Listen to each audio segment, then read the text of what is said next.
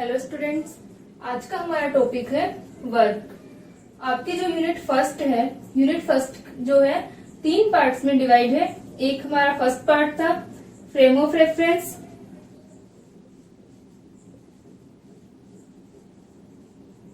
ठीक है। इसके अंदर हमने निर्देश तंत्रों के बारे में पढ़ा कि निर्देश तंत्र क्या होते हैं और एक निर्देश तंत्र से दूसरे निर्देश तंत्र के अंदर रूपांतरण किस प्रकार किए जाते हैं, ठीक है।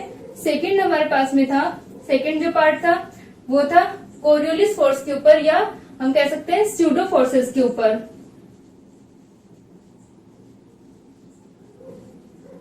आभासी बलों के ऊपर, ठीक है।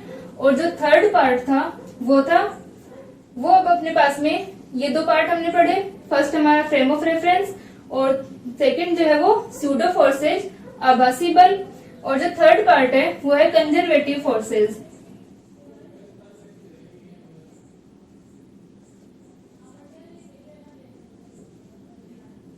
कंजर्वेटिव फोर्सेज संरक्षी बल, ठीक है। तो जो थर्ड पार्ट है संरक्षी या असंरक्षी बलों के ऊपर है। तो ये दोनों पार्ट्स हमने पढ़े कि स्यूडो फोर्सेस क्या होते हैं और फ्रेम ऑफ रेफरेंस क्या होते हैं। आज हम पढ़ेंगे कंजर्वेटिव फोर्सेस के बारे में। तो जो कंजर्वेटिव फोर्सेस हैं इनको पढ़ने से पहले हम कुछ कंजर्वेशन लॉज को पढ़ते हैं, जैसे एनर्जी कंजर्वेशन होता है, मास कंजर्वेशन होता है, चार्ज कंजर्वेशन होता है, ऊर्जा संरक्षण, द्रव्यमान संरक्षण, चार्ज आवेश संरक्षण, ठीक है।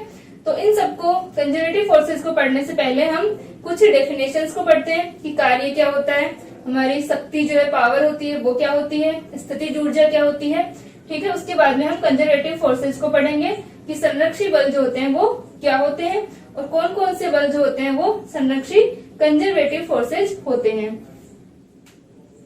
तो हम शुरुआत कर रहे हैं सबसे पहले वर्क से कि वर्क क्या होता है, कार्य क्या होता है।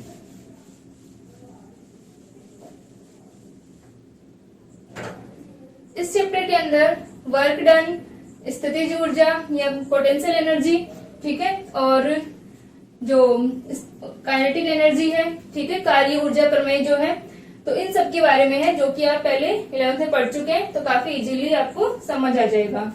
तो यहाँ से सबसे पहले हम पढ़ रहे हैं कि वर्क क्या होता है, ठीक है। हम जानते हैं कि जब भी किसी कण पर फोर्स लगाया जाए, ठीक है, यानी जब कहीं पर भी बल F कार्य कर रहा हो और उस बल की वजह से विस्थापन हो, ठीक है, अगर विस्थापन होता है तो बल F के द्वारा क्या किया गया, इस कण पर कार्य किया जाता है, ठीक है। यानी किसी कण पर बल F लगाने पर उसमें बल के अनुदिश क्या हो जाए, विस्थापन हो जाए, तो वहां पर क्या होगा, बल द्वारा कण पर कार्य किया जाएगा। या किसी भी पिंड पर अगर बल लगा रहे हैं और उसमें विस्थापन हो रहा है तो क्या होगा कि बल के द्वारा कार्य किया जाएगा, ठीक है। तो और जो बल होगा, ठीक है, जैसे अपने पास में क्या है F वेक्टर और डॉट dr वेक्टर, उसे हम क्या कहेंगे, वर्क डन कहेंगे, ठीक है। यानी फोर्स का और डिस्प्लेसमेंट का, जहां पर F क्या है, बल है, और dr क्या है, विस्थापन है। इन दोनों का अदिश गुणनफल जो होता है वो किए गए कार्य के बराबर होता है, ठीक है। अगर धनात्मक कार्य होगा तो क्या होगा, बल के द्वारा कार्य किया जा रहा है, और अगर ऋणात्मक कार्य होगा, ठीक है, तो सिस्टम के द्वारा इस बल के विपरीत दिशा में कार्य होगा, ठीक है। तो यहां से हम लिख सकते हैं, जब किसी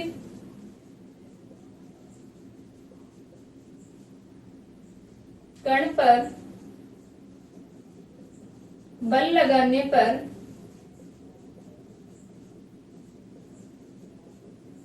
विस्थापन होता है,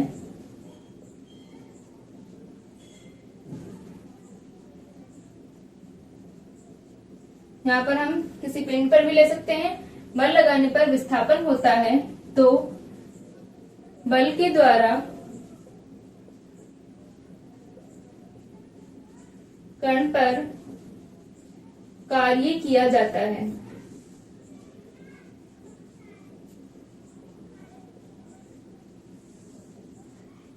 ठीक है।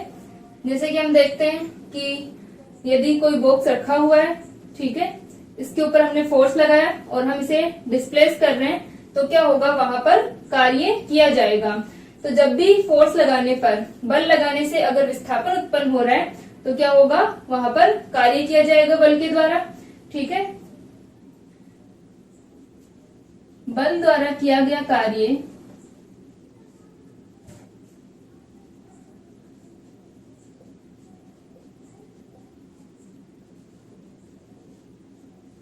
बल तथा विस्थापन के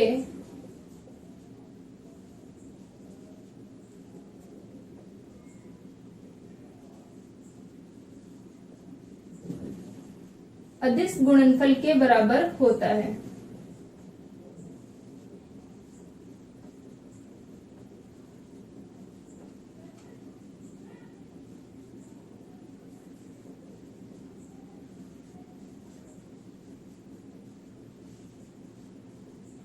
ठीक है, तो dw इक्वल टू क्या होगा, F vector dot dr vector, दो वेक्टर्स का डॉट प्रोडक्ट है, अदिश गुणन है, तो जो हमें परिणामी मिलेगा वो क्या मिलेगा, एक अदिश राशि मिलेगी।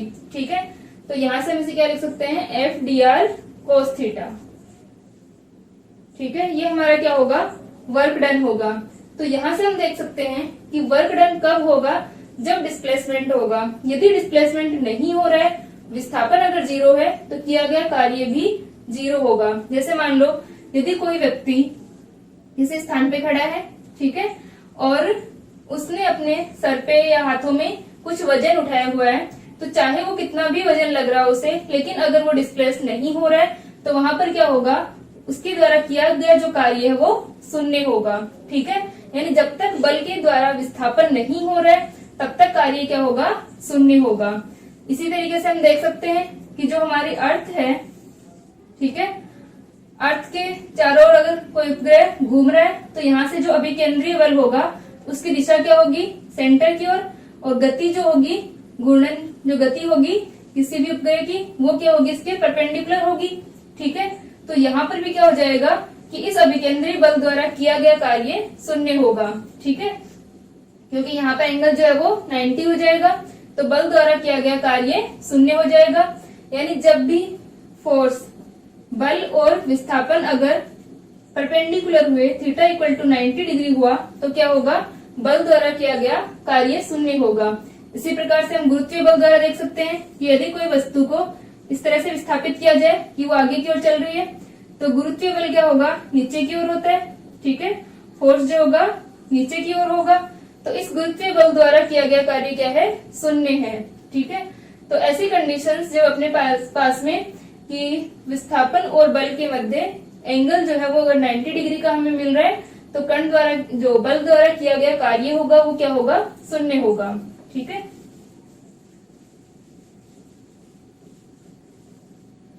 तो अब किए गए कार्य की एक्सप्रेशन निकालने के लिए हम मानते हैं कि माना एक कण वक्र AB के अनुदिश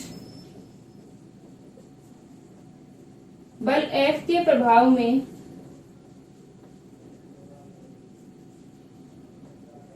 गति करता है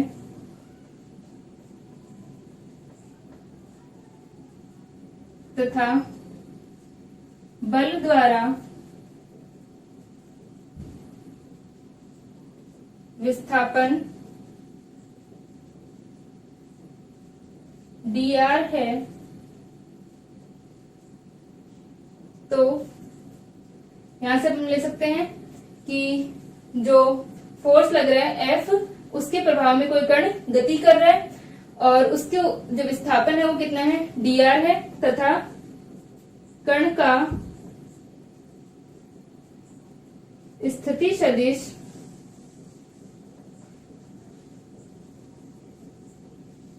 r वेक्टर है। ठीक है, तो बल द्वारा कण पर किया गया कार्य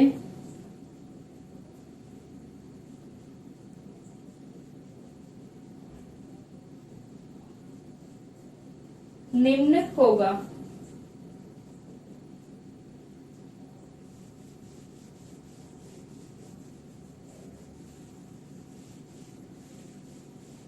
ठीक है, तो यहाँ से डेफिनेशन लिखे कि अपने पास में क्या है कि जो कण है वो एक वक्र AB के अनुदिश चल रहा है और उसके ऊपर बल F कार्य कर रहा है, ठीक है।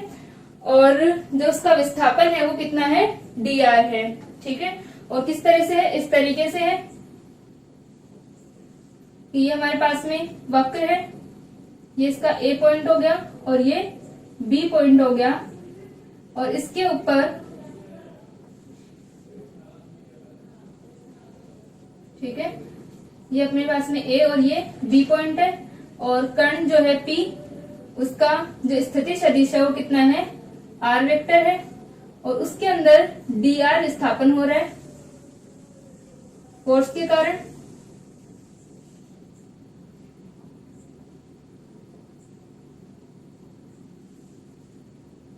इनके बीच में बनने वाला एंगल कितना है, थीटा है, और ये हमारा बल F है, ठीक है।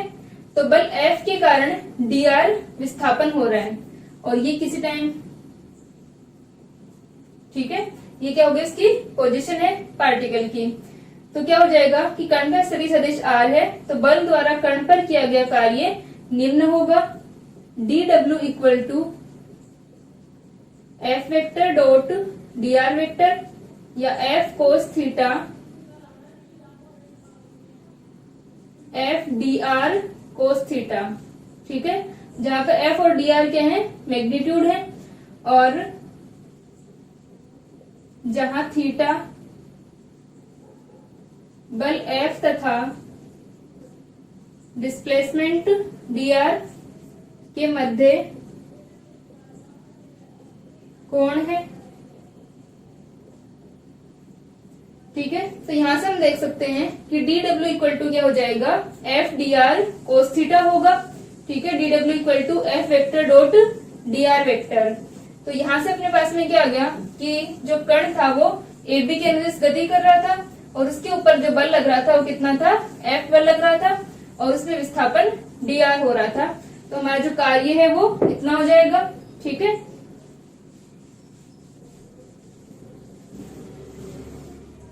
इसको इंटीग्रेट करें तो W इक्वल टू क्या आ गया, F vector dot dr vector, और कंप्लीट हम निकालें कि A पॉइंट से B पॉइंट तक जाने में कितना कार्य होगा, तो हम इसका इंटीग्रेशन कर देंगे। W equal to A to B F vector dot dr vector, यानी हमारा जो पूरा कंप्लीट पाथ है उसको हम छोटे छोटे dr वेक्टर्स में डिवाइड करें कि dr1 dr2, ठीक है, ये सारे छोटे छोटे वेक्टर्स हो जाएंगे अपने पास में। तो क्या होगा कि यहाँ से स्टार्ट कर रहा है, पॉइंट A से पॉइंट B तक जा रहा है, तो जितने भी सदिश आएंगे, विस्थापन सदिश, डिस्प्लेसमेंट वेक्टर्स आएंगे, उन सब का सम क्या होगा, हमारा किया गया कार्य होगा, ठीक है। तो W इक्वल टू क्या हो गया, A to B F vector dot dr vector, यानी कंप्लीट जो है किया गया कार्य कितना हो गया, इन सब का सम हो गया, ठीक है। तो यहाँ से अपने पास में आ गया W equal to F vector dot dr vector, इसे हम क्या कहते हैं, रेखा समाकल भी कहते हैं। यहाँ लिख सकते हैं कि उपरोक्त समीकरण को रेखा समाकल भी कहते हैं, ठीक है। तो इसे क्या कहते हैं, लाइन इंटीग्रल।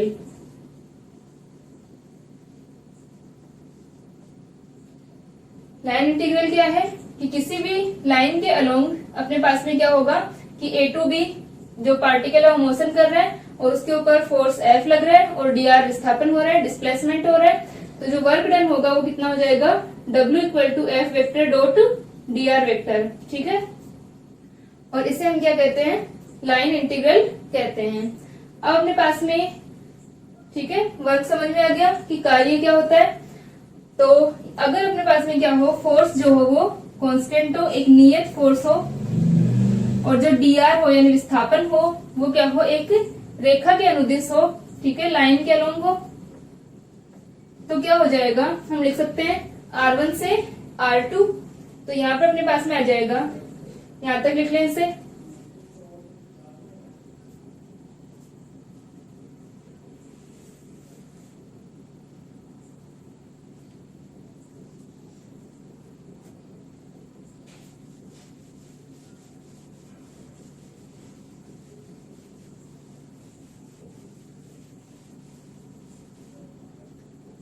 ठीक है। यदि बल F नियत हो तथा विस्थापन एक रेखा के अनुदिश हो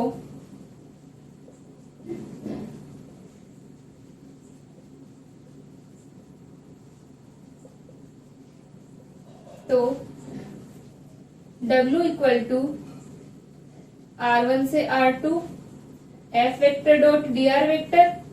अब F जो है वो एक कांस्टेंट फोर्स है, नियत बल है, तो इसे हम बाहर ले सकते हैं। तो F वेक्टर बाहर आ जाएगा अपने पास में, ठीक है। यहाँ हम इसे लिख सकते हैं अपने पास में R1 से R2 dr वेक्टर, ठीक है। तो ये हो जाएगा R2 माइनस R1, ठीक है। तो यहां से अपने पास में आ जाएगा R2 माइनस R1। तो ये जो 2 पॉइंट्स होंगे कि कहां से कहां तक कण जो है वो विस्थापित हो रहा है, तो किया गया जो कार्य है वो इस फॉर्म में आ जाएगा अपने पास में, ठीक है।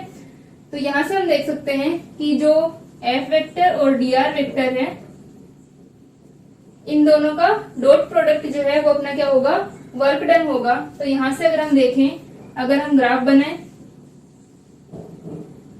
तो क्या हो जाएगा कि अगर हमारा ये R है, ठीक है, तो जो वर्क होगा वो क्या हो जाएगा, अगर यहां से यहां तक विस्थापन हो रहा है, ये अपने पास में क्या है, dr वेक्टर है। तो ये जो पूरा एरिया अपने पास में आएगा R1 से R2 का, वो क्या हो जाएगा, टोटल वर्क डन हो जाएगा।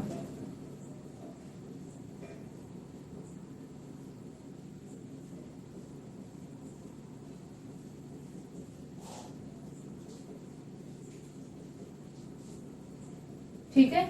ए से बी पॉइंट तक जाने में जो किया गया कार्य होगा वो कितना हो जाएगा कि पूरा R1 से R2 यानी ये जो एरिया होगा ये, ठीक है, अपने पास में फोर्स है। तो F डॉट dr का जो एरिया होगा, एरिया कवर होगा, वो कितना हो जाएगा, वर्क डन होगा, ठीक है। तो यहाँ पर अपने पास में जो वर्क डन होगा वो क्या हो जाएगा, F और R वेक्टर का डॉट प्रोडक्ट। और दूसरी चीज हम देख सकते हैं कि ये जो अपने पास में फोर्स है, ठीक है, इसका कौन सा कंपोनेंट लगेगा, F cos थीटा, ठीक है। F cos थीटा आ रहा है यहाँ पे। ये कौन सा कंपोनेंट होता है, स्पर्शीय टेंजेंशियल कंपोनेंट, ठीक है। तो यहां से ये स्पर्शीय घटक है इसका, तो इसकी जगह हम F की जगह हम Ft भी लिख सकते हैं, ठीक है। तो ये हमारा क्या होगा, Ft होगा। तो Ft dot dr cos theta, या फिर हम लिख सकते हैं Ft vector dot dr vector. W equal to जो होगा वो Ft डॉट dr वेक्टर हो जाएगा, अपने पास में टेंजेंशियल कंपोनेंट होगा, ठीक है। तो ये क्या होगा, हमारा वर्क डन होगा। तो यहाँ तक लिखे। फिर हम कुछ कंडीशंस देखते हैं कि किन परिस्थितियों में या किन स्थितियों में वर्क डन जो होगा वो मैक्सिमम होगा और कहाँ पर वर्क डन मिनिमम होगा, ठीक है। क्योंकि यहाँ पर अपने पास में जो एंगल आ रहा है वो F cos थीटा है। तो यहाँ तक लिखे।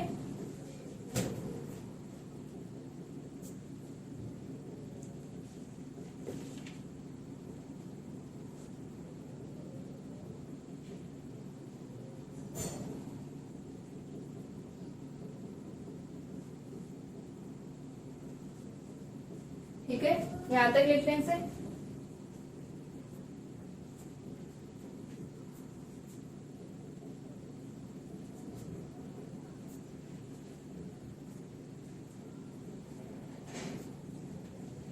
कार्य का जो मात्रक होता है वो क्या होता है,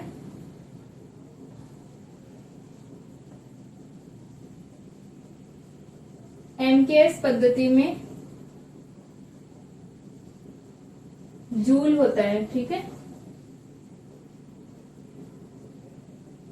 तो यहां से अपने पास में कार्य की वर्क की जो यूनिट आएगी वो क्या हो जाएगी, जूल हो जाएगी, ठीक है।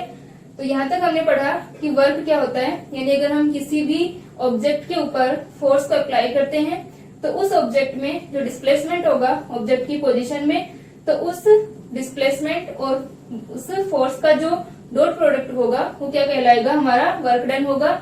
या फिर हम कह सकते हैं कि अगर डिस्प्लेसमेंट हो रहा है तो वहां पर क्या होगा, उस बल के द्वारा किया गया कार्य होगा। ठीक है, तो यहाँ से हम एक चीज देख सकते हैं कि अगर विस्थापन नहीं है तो किया गया कार्य भी क्या होगा, 0 होगा।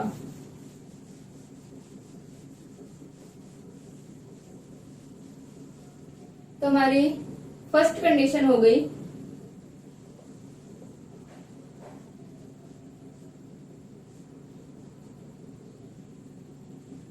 स्थिति फर्स्ट स्थिति के अंदर अपने पास में क्या है, यदि थीटा इक्वल टू 90 डिग्री हो तो किया गया कार्य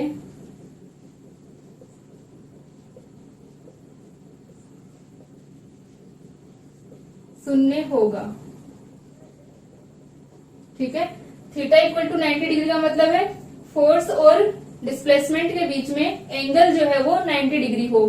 तो इसका एग्जांपल हमने देखा था कि तो अर्थ के चारों ओर जो उपग्रह घूम रहे हैं, ठीक है, तो यहाँ से क्या हो जाएगा, उनका जो अभिकेंद्रीय बल है वो सेंटर की ओर है। ठीक है, और जो उनकी गति होगी वो इस तरह से होगी।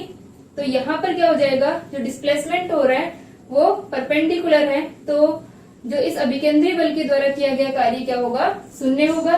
दूसरा अपने पास में क्या है कि यदि कोई जो बॉक्स है, कुछ भी अपने पास में ऑब्जेक्ट है, इस डायरेक्शन में जा रहा है, तो जो गुरुत्वीय बल होगा F इक्वल टू mg, इसके द्वारा किया गया कार्य क्या होगा, शून्य होगा।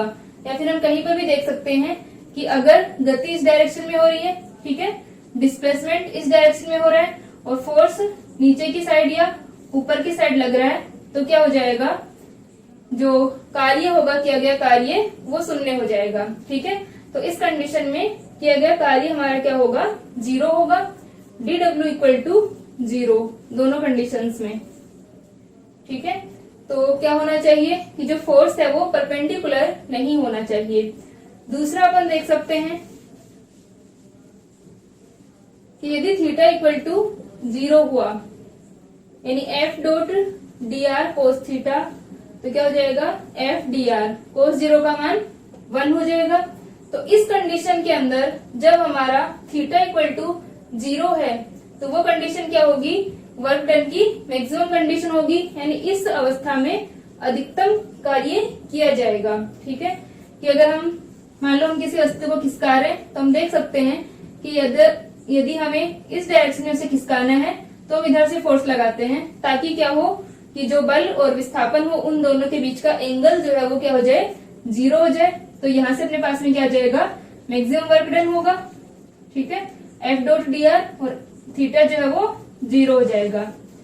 तो यहाँ से क्या हो गया कि थीटा 0 होने पर किया गया कार्य अधिकतम होगा। तो यहाँ से अपने पास में देख सकते हैं। थर्ड कंडीशन हम देखते हैं। नेक्स्ट हमारी स्थिति हो जाएगी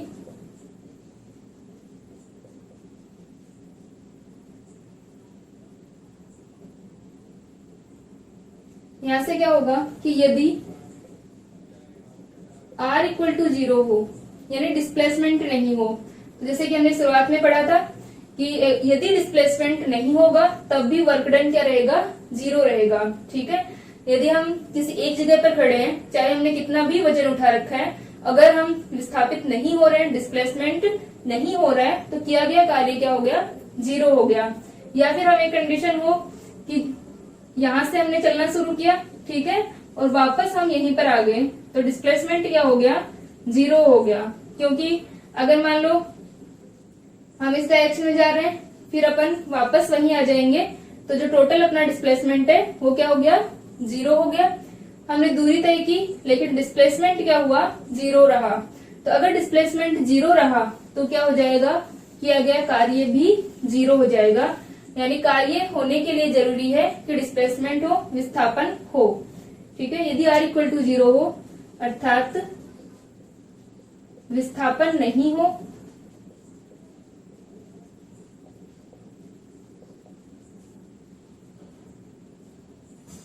तो बल F द्वारा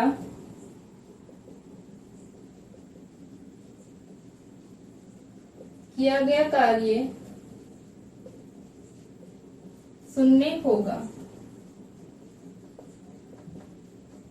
ठीक है, तो इस कंडीशन में भी कार्य क्या हो जाएगा, 0 हो जाएगा। स्थिति 4 लेते हैं अपन।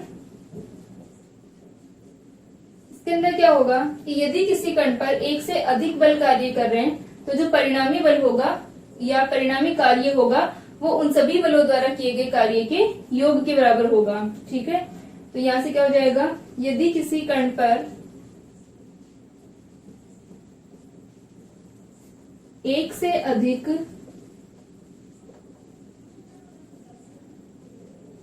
बल कार्य करते हैं तो किया गया परिणामी कार्य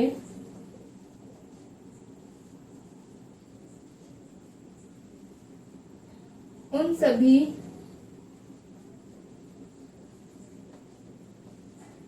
बलों के द्वारा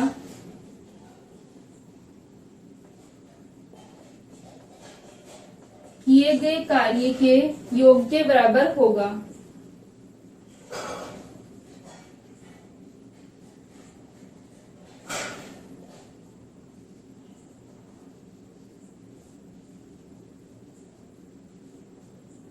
ठीक है, यानी जो अपने पास में dw आएगा वो क्या होगा, F1.dr1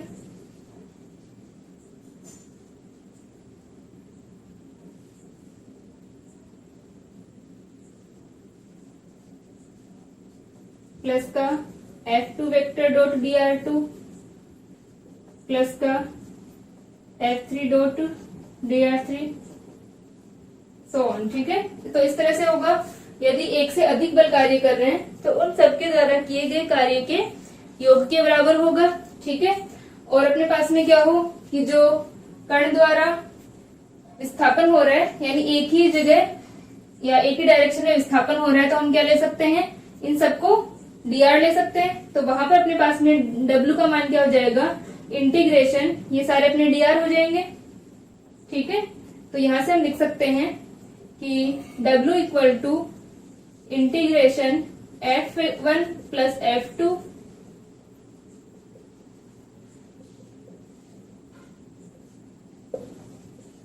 डॉट dr।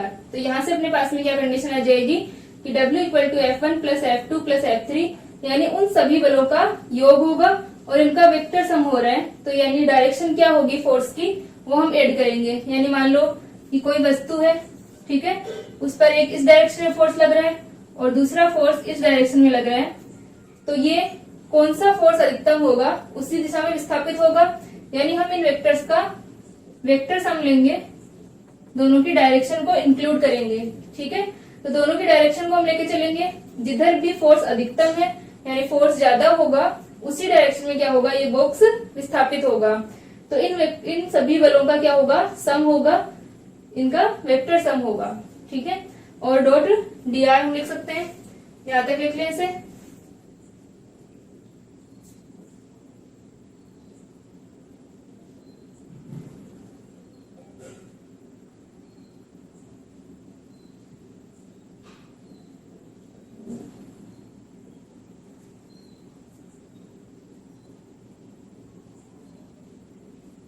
ठीक है, यहां तक हो गया, यहां तक लिखें।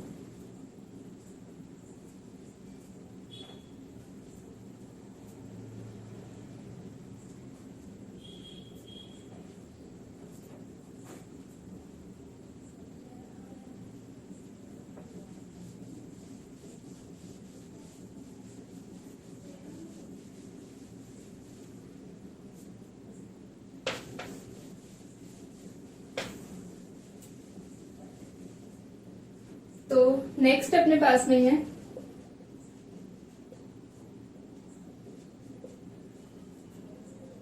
यदि F equal to i cap F x plus j cap F y plus k cap F z हो तथा d r vector equal to i cap d x plus j cap d y plus k cap dz हो तो W equal to integration F vector dot dr vector. ठीक है, यदि कण A से B तक विस्थापित होता है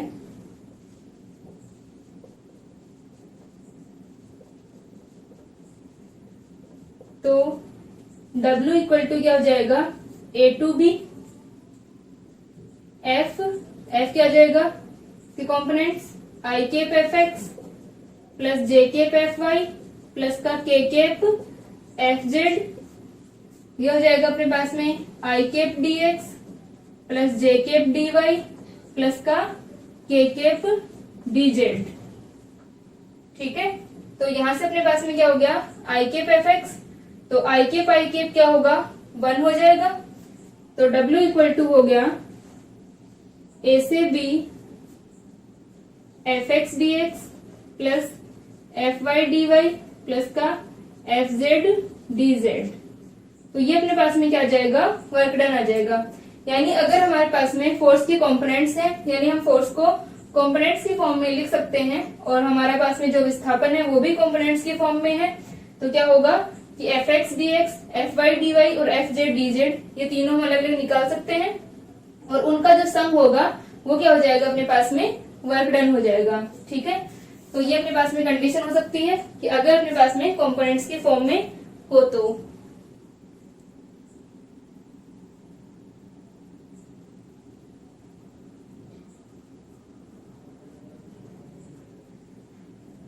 ठीक है, यहां तक हो गया।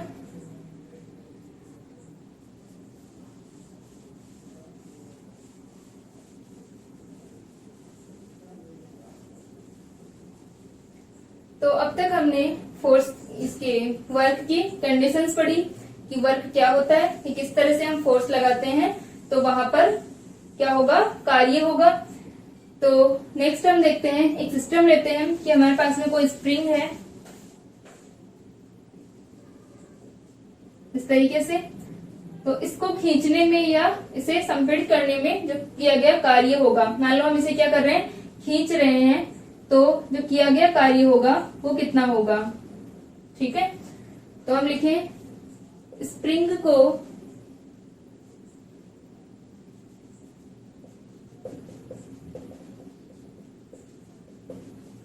खींचने में किया गया कार्य।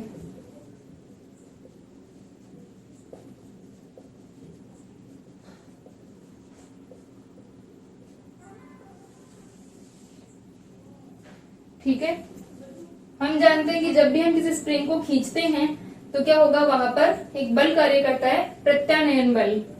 इसके बारे में आप लोग पढ़ चुके होंगे। प्रत्यानयन बल जो होता है इसके लिए कौन सा लॉ होता है, हुक का नियम। ठीक है,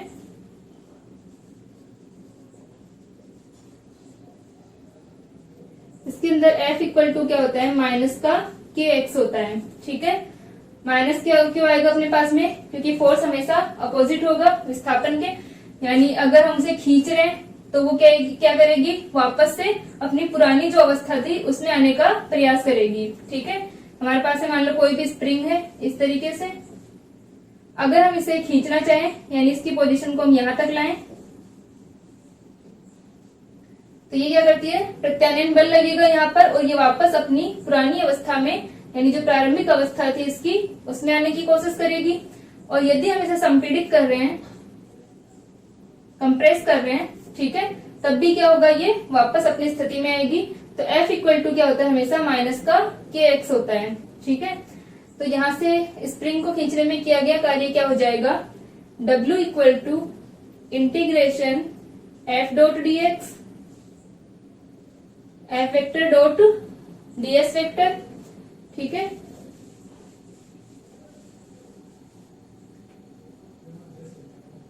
और W equal to F vector dot d x vector तथा हुक के नियम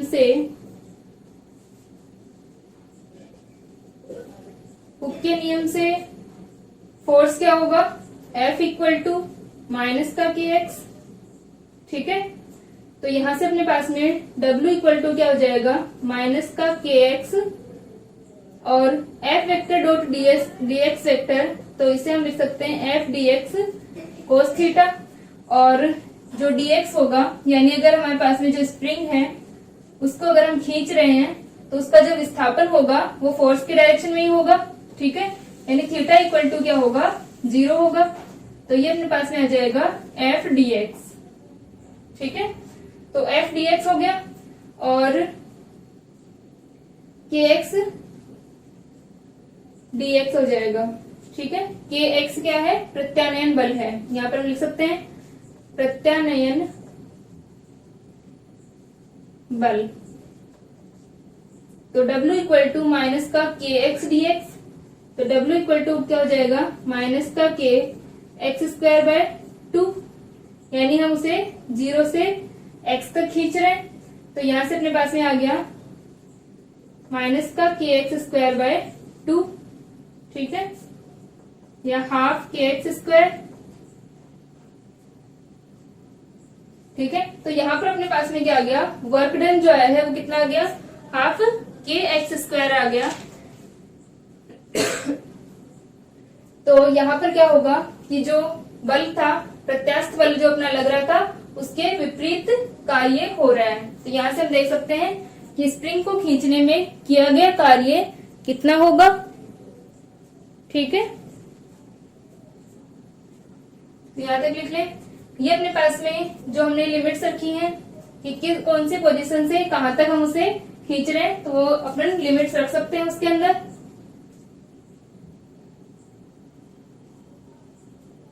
ठीक है। तो क्या हो जाएगा कि यहाँ पर जो स्प्रिंग का जो प्रत्यास्थ बल है या प्रत्यानयन बल है उसके विपरीत कार्य होगा, ठीक है।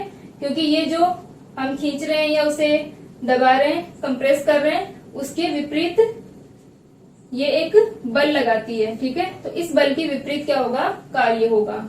तो यहां से हम देख सकते हैं कि स्प्रिंग को खींचने में कितना कार्य होगा। तो जो कार्य की अपनी कंडीशंस होंगी, ठीक है। तो अपने पास में अलग अलग कंडीशंस हमने देखी कि जब अपने पास में थीटा इक्वल टू 0 होता है तब अपना जो कार्य होगा वो अधिकतम होगा, और थीटा इक्वल टू 90 होगा तो किया गया कार्य जो है वो 0 होगा, और अगर विस्थापन भी 0 हो तब भी किया गया कार्य 0 होगा। यानी कार्य करने की जो कंडीशन होगी वो क्या होगी कि डिस्प्लेसमेंट होना जरूरी है, ठीक है। और अपने पास में कार्य की जो यूनिट होगी, बल की जो यूनिट होगी वो क्या हो जाएगी, जूल होगी, ठीक है। तो ये सारी चीजें याद रखनी है कि हमारा कार्य जो होगा वो किस कंडीशन में अधिकतम होगा, कब 0 होगा, और उसकी यूनिट क्या होगी, ठीक है। आगे हम पढ़ेंगे कि शक्ति क्या होती है।